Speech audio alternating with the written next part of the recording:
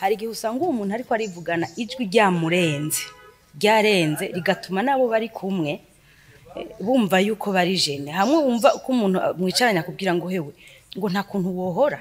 Kwivugana ni kimwe mu vyerekana ko umuntu afise ubwonko bukora neza kandi bwiyumvira cyane, kuko bimutuma atunganya imigambi yo muri kazoza, agashobora no kwikosora vyoroshe akisubirako iyo yakoze ibitabereye.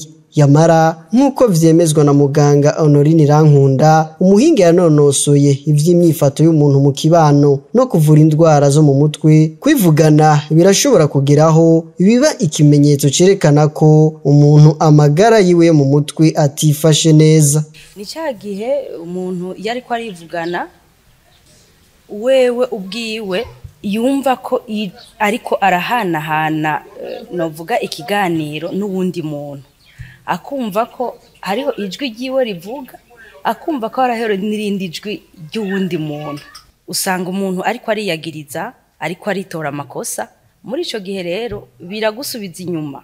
Uyo muhinga nyene abandanya asigura icokorwa kugira umuntu ashobore gukira ico kibazo. Ni ukwiyumvira mbega jewe iyo ndiko ndivugana numva ijwi ari ry'iwanje canke hariho irindi jwi ry'uwundi muntu riza.